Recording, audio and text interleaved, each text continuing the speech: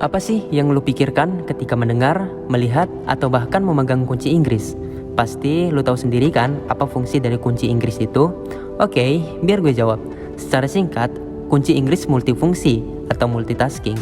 Mau berapapun ukuran baut atau mur, lu bisa pakai kunci Inggris untuk membuka dan mengencangkan baut atau mur itu.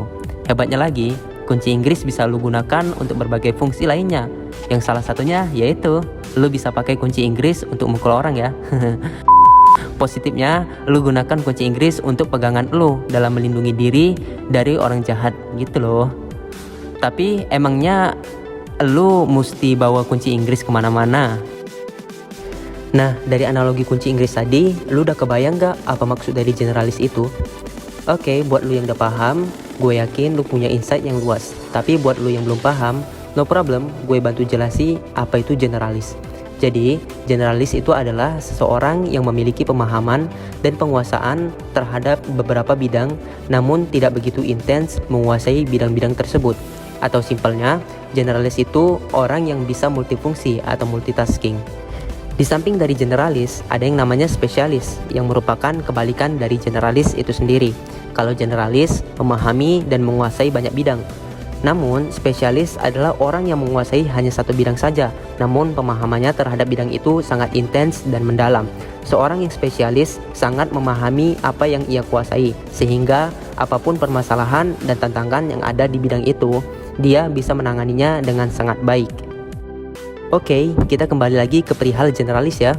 Mungkin lu tahu beberapa tokoh yang generalis, seperti halnya Bapak Luhut Binsar Panjaitan, yang mana beliau memiliki prestasi yang bukan sedikit.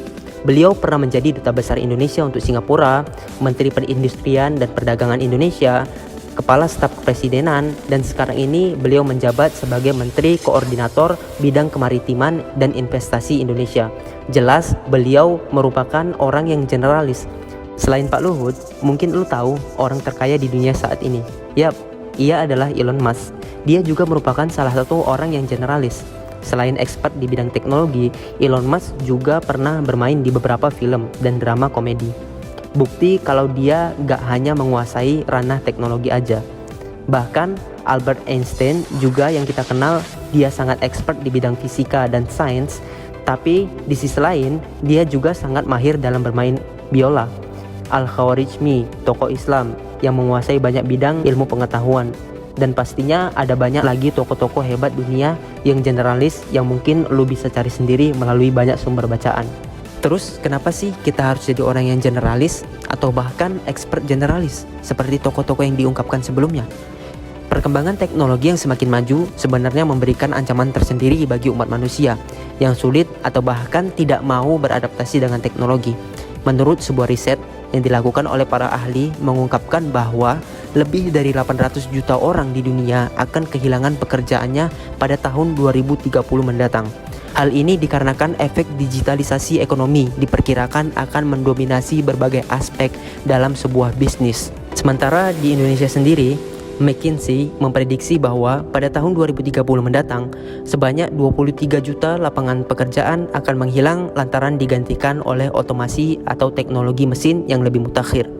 Lu paham kan apa yang gue maksud? Jadi yang gue maksud adalah terkait dengan keberlanjutan lu ke depannya nanti dalam meniti karir khususnya. Lu yang hanya menguasai satu bidang saja mungkin bakalan tumbang di masa depan nanti. Gak kuat gitu menghadapi gempuran teknologi yang semakin merambat menggantikan peran manusia dalam suatu pekerjaan.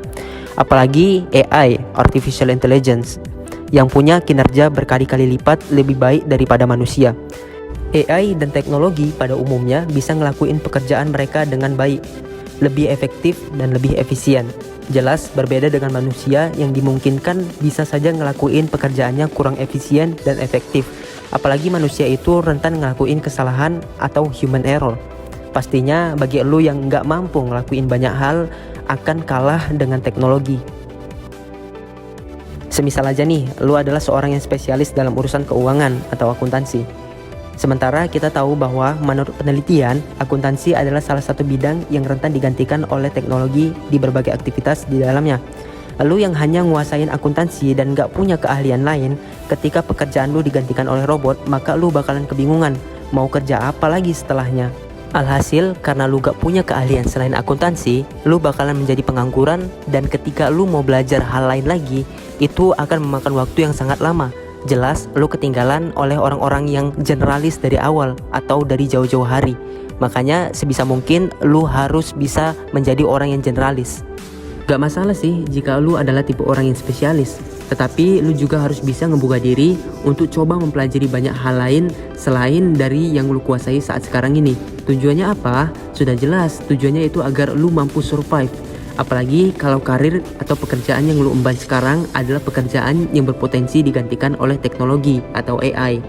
Pastinya, lu harus bisa menghadapi risiko yang mungkin akan menimpa jika lu nggak segera sadar akan hal itu. Karena kita sama-sama tahu kalau kesadaran dini adalah suatu hal yang sangat berharga untuk mengantisipasi berbagai kemungkinan buruk yang bisa aja terjadi pada kita di kedepannya nanti.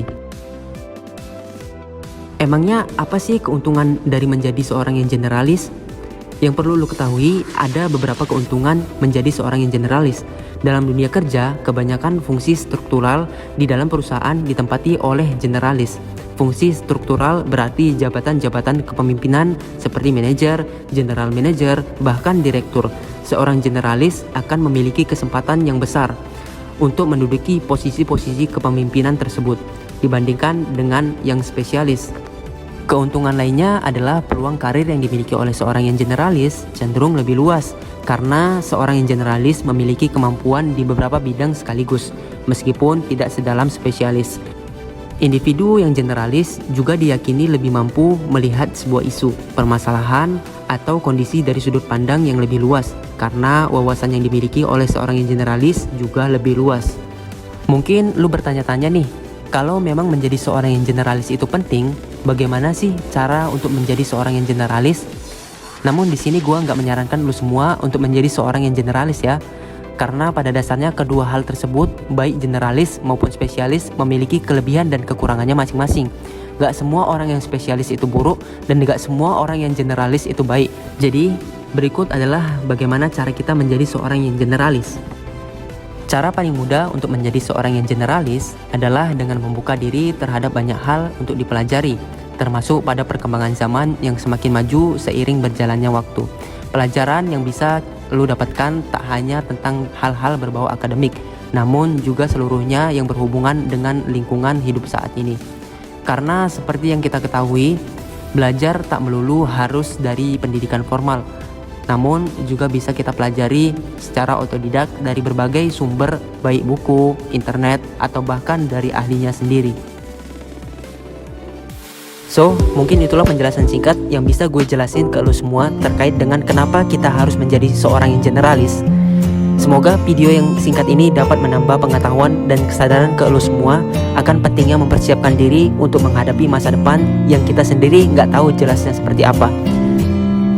Jika lu merasa video ini bermanfaat buat lu, jangan lupa tinggalkan like. Bila perlu, lu bisa subscribe channel ini dan share video ini ke teman-teman lu semua agar mereka juga tahu apa yang lu tahu, agar menjadi manfaat buat kita semua. Gue Rizky dari Knowledgepedia. Sekian, terima kasih.